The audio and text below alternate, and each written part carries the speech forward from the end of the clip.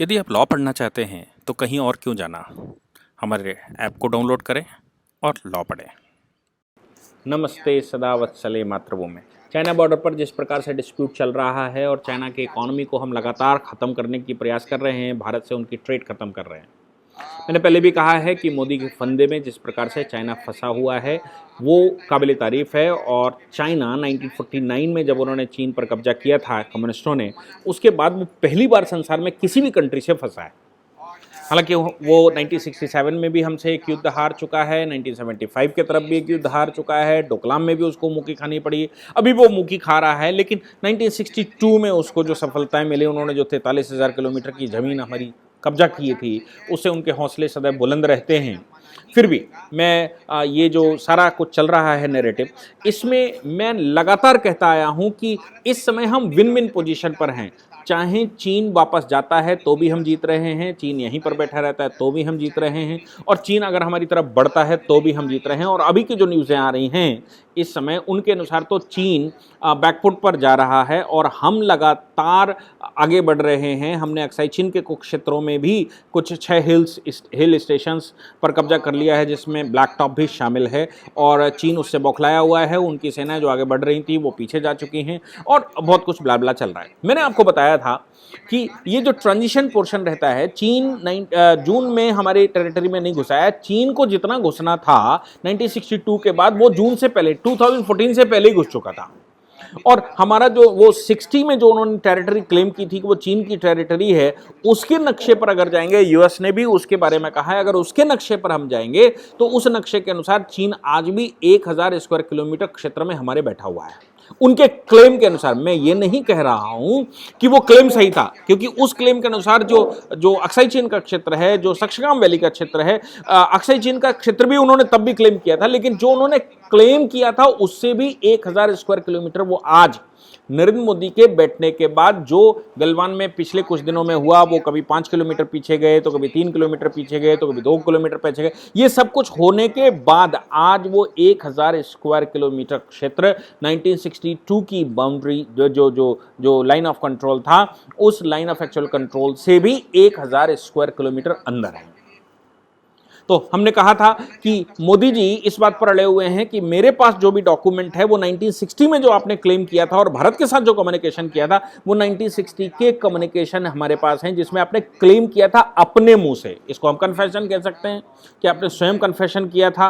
और इसको हम ये कह सकते हैं कि आपने स्वयं ही इस बात को हमारे सामने कहा था, और आप अपनी बात से, आपको अपनी बात पर कायम रहना चाहिए। अनफॉर्चुनेटली नेहरू जी की सरकार थी और उस सरकार नहीं प्रोटेक्ट कर पाई, जो उन्होंने क्लेम किया था वो भी प्रोटेक्ट नहीं कर पाए, और वो बहुत ज़्यादा अंदर हमारे यहाँ घुसाए थे। तो मैंने कहा था कि मोदी जी ने इस अवसर पर, हमने जब गलवान पर क्रॉस एक्शन लिया और गलवान के क्षेत्र से जब वो नहीं हटे और उन्होंने दुनिया भर की वार्ताएं शुरू हुई, तो हमने उनकी ट्रेड खत्म करनी शुरू कर दी, क्योंकि WTO जो ट्रेड नहीं रोक सकता वो हम इस समय कन्फ्लिक्ट के समय पर रोक सकते हैं। और हमने उनके सारे ऐप बंद करने के प्रयास किए। कल भी हमने PUBG सहित 118 ऐपों को बंद करने की कोशिश की है, गेमिंग प्लान को बंद करने की कोशिश की, उनका इम्पोर्ट बंद किया है, उनकी कंपनियों के जो टेंडर थे वो कैंसिल किए हैं, उनके जो यहाँ वो टेंडरिंग कर रहे थे, यहाँ पर वो उनका इन्वेस्टमेंट था, यहाँ पर वो कंपनियाँ, वो सब हमने धीरे धीरे करके उसको खत्म करने की कोशिश की है इस कॉन्फ्लिक्ट के दौरान। ये सिलसिला केवल यहां से नहीं शुरू हुआ था। एक्चुअली हमने कहा कि नवंबर 2019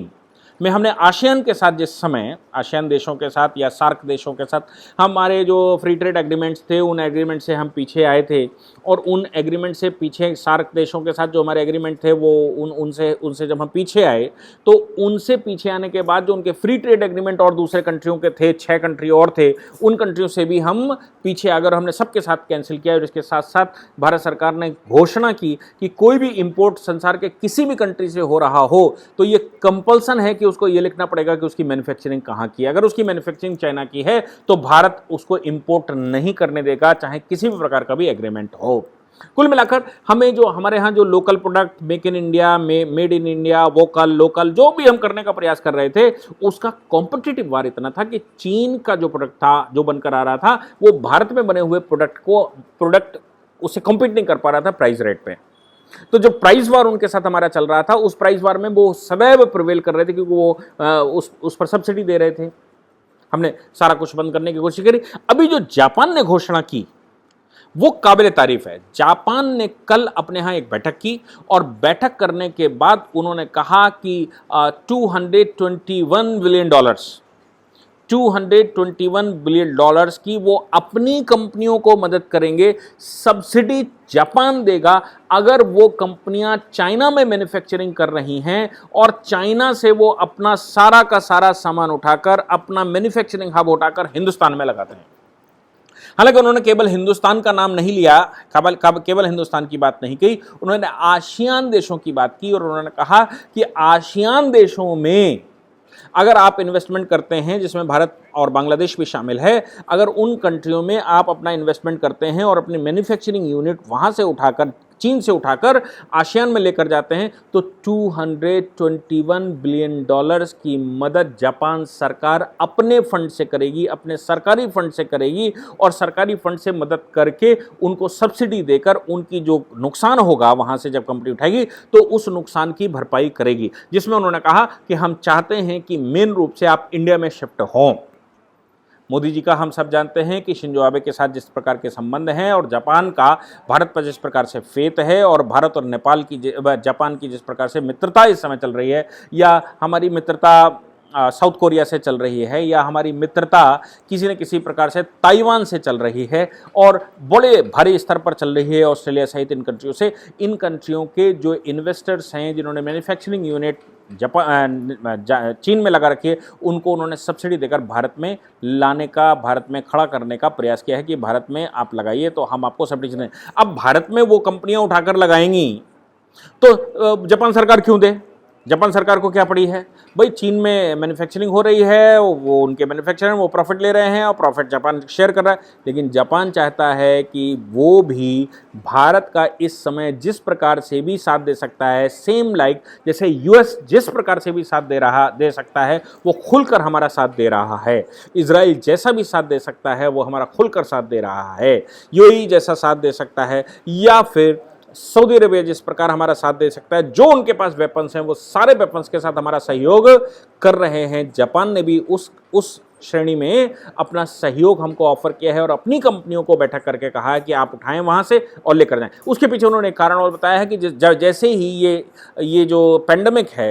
ये जो वुहान वायरस है, ये जब चीन में पैदा हुआ तो हमारी मैन्युफैक्चरिंग यूनिट्स का माल सप्लाई नहीं हुआ और एक कट ऑफ बन गया, जिससे जापान को बहुत ज़्यादा नुकसान हुआ। और चीन इस प्रकार की हरकतें चूंकि कर रहा है, चीन इस प्रकार के वायरस अपने यहाँ बनवा रहा है, तो उन्होंने कहा कि भविष्य में भी ये खतरा है कि जापानी कंपनी को बहुत ज़्यादा लॉस होगा। इसलिए एक डेमोक्रेटिक कंट्री में, एक ऐसे कंट्री में जहाँ पर मानवता हो, एक ऐसे कंट्री में जहाँ सौहार्द हो, एक ऐसे कंट्री में जहाँ पर खुलकर वो व्यापार कर सके हों, एक ऐसे कंट्री में जहाँ इस प्रकार की धूर्तता न की जाती हो, एक ऐसे कंट्री में जो संसार को विजय करने की अभिलाषा न रखता हो, विश्व गुरु बनने की तो अभिलाषा रखता हो, सर्वे सब भवन्तु सुखना करने का